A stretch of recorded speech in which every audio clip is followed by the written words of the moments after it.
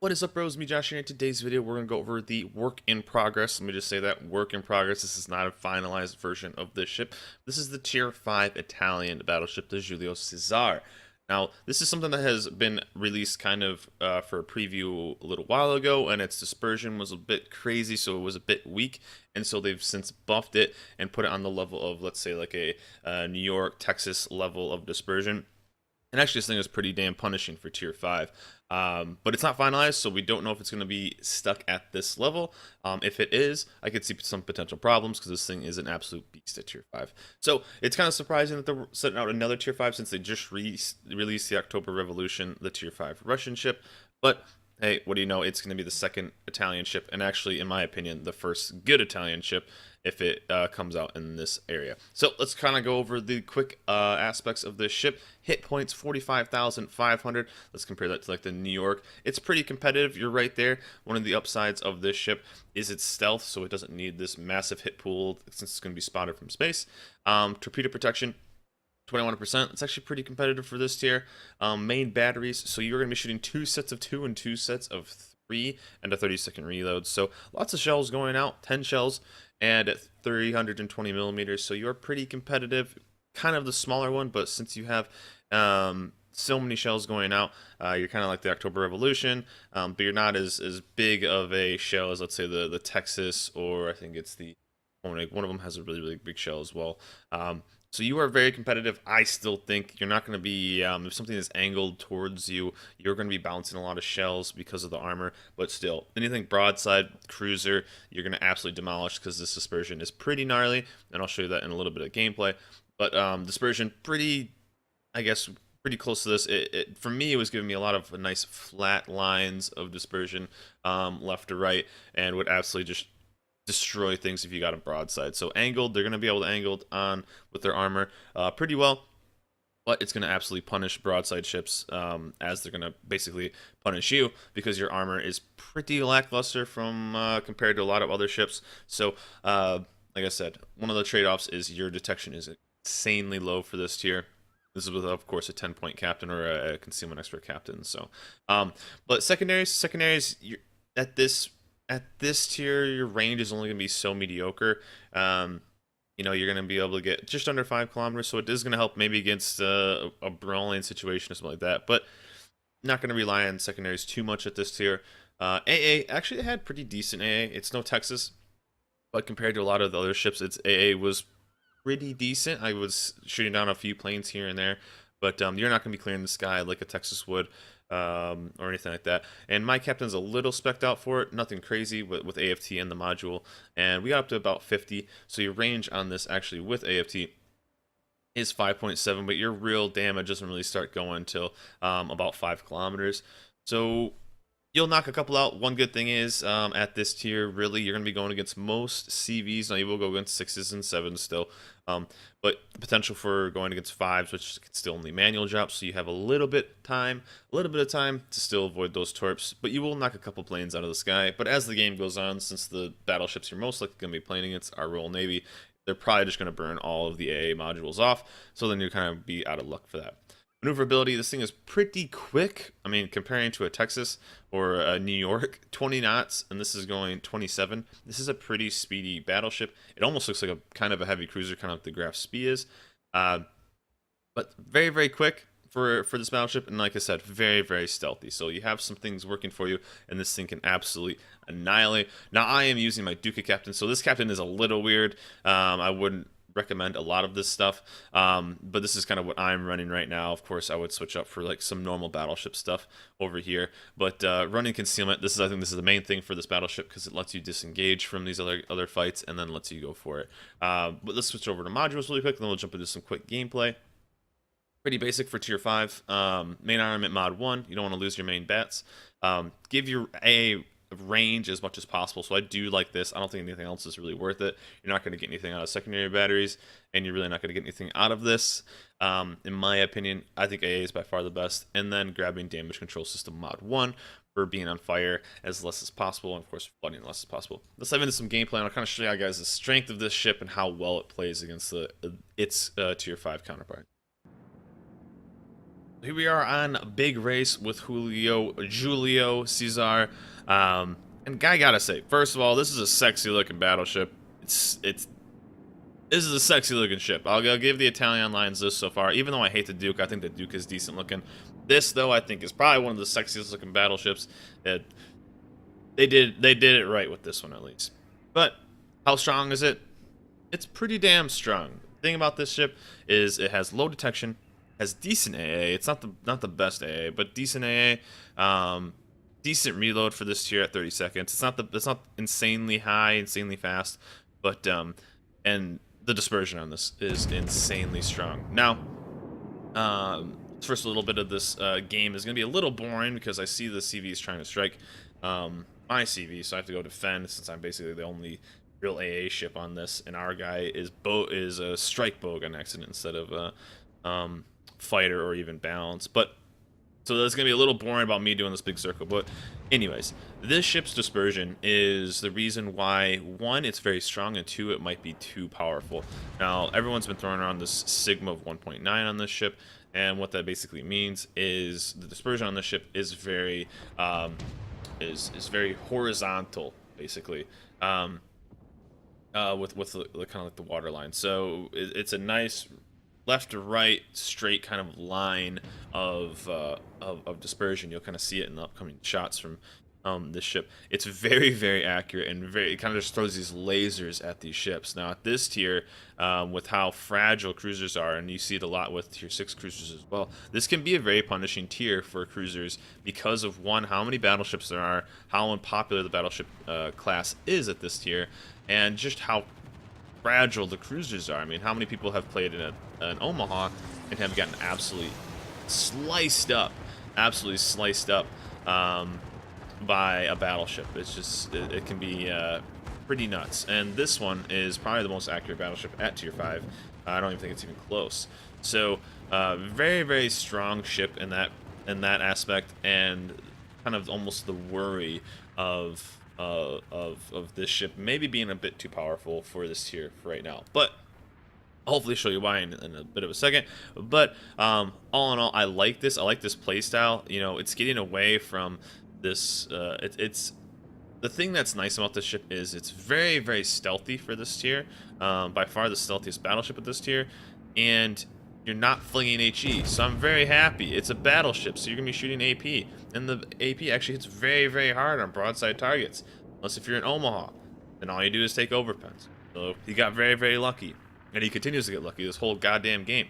But I like that this ship is something that really excels with AP, because you will absolutely punish broadside targets or something that's giving you a slight angle.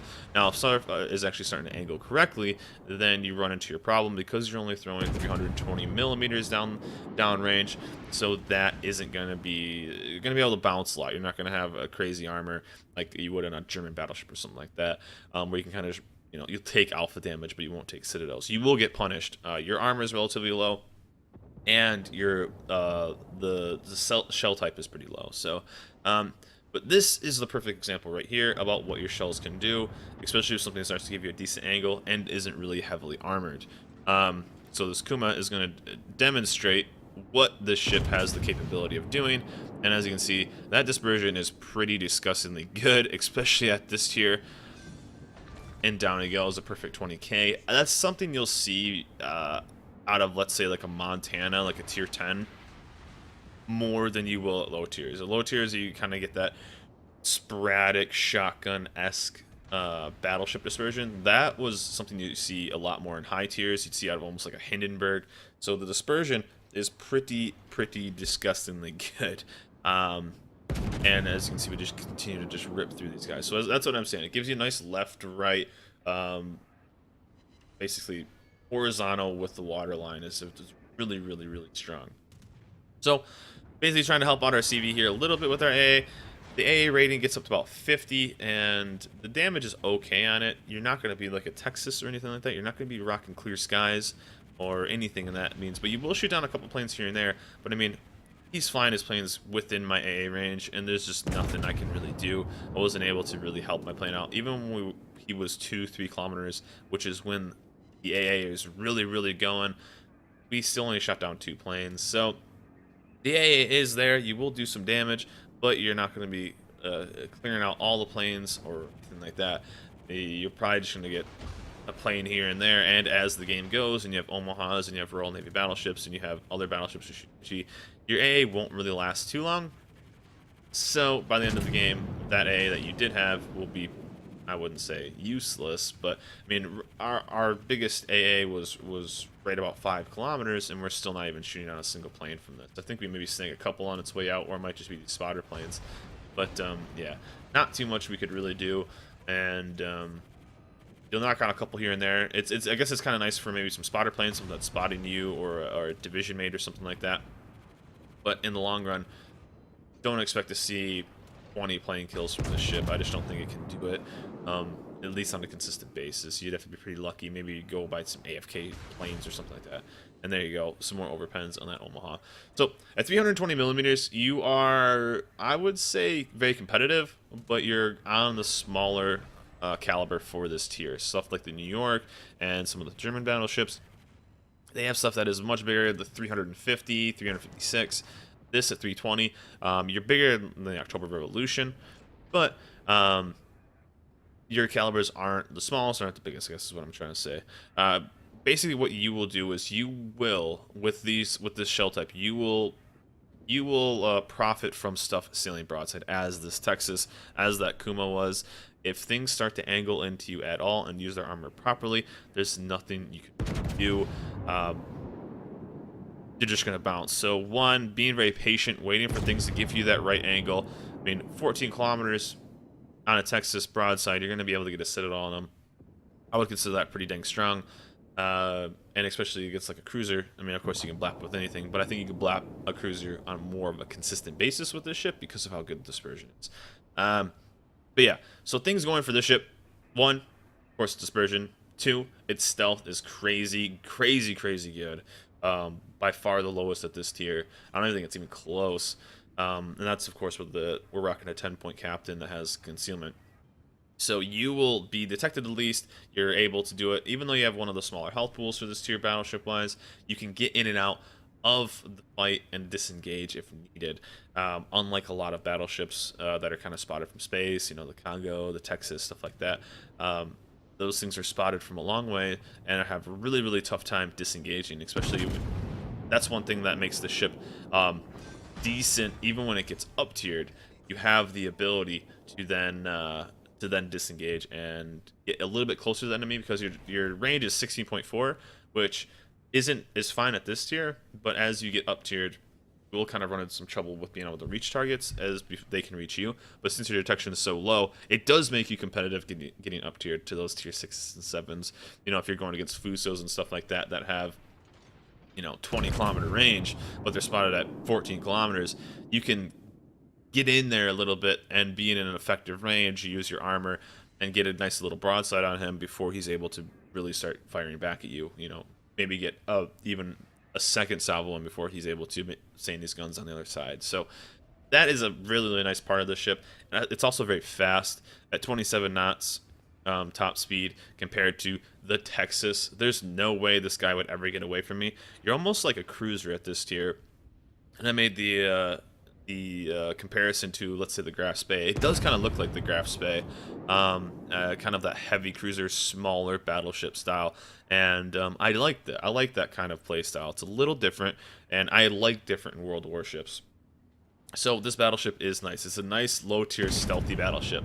I just hope they don't make it too strong with this dispersion. I could see it being a problem kind of in the long run, but if this is how battleship play will be for, let's say, an Italian line, if they do bring one in, I'm very optimistic, because that could be a lot of fun to play. So now, working on this game, that Omaha has lived way longer than he should have. But it's alright, though, because we're going to start getting, hopefully, some range on him and a nice little shot. The bad thing is they have a CV that apparently knows kind of what he's doing. He struck the enemy CV, which is very, very greedy, but it ended up working. Unluckily, our Bogue wasn't able to really do too much as a strike, so he was able to pump out some damage, and Armament got a little greedy here. I think he ended up getting a little greedy here, and went a little bit YOLO. So this thing, because of how quick and how everything, I figured I could take down these guys.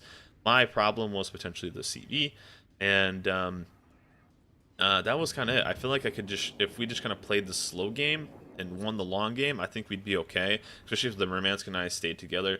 Our AA together would probably be enough to knock some planes out and survive. But really, had to take the Omaha out, and that's basically just rocking through Battleship life. So then it's kind of on to me.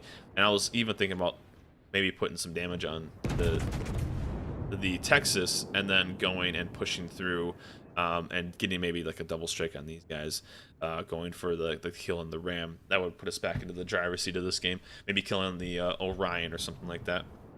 So I decided to be a little bit aggressive here, because as long as this Omaha doesn't spot me, I'm going to be out of detection. Nothing else will spot me. So this is, of course, the strength of that stealthy battleship and being able to kind of get in a good spot. So CV is slowly taking us down, which is bad.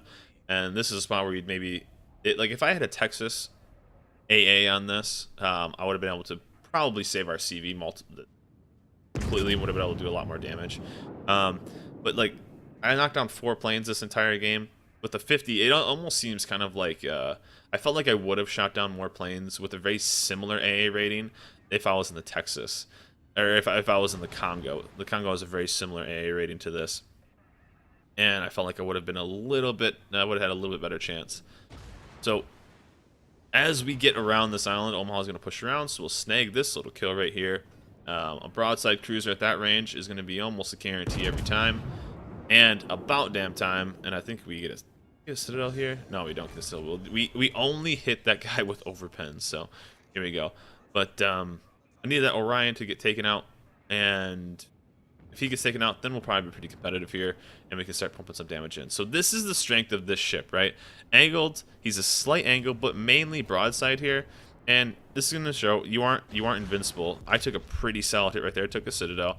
This thing isn't armored up to the T like a lot of other stuff. But what do? You have the ability to absolutely punish. So he hit me for 12k. I hit him for 24. So I'll take that trade any day of the week.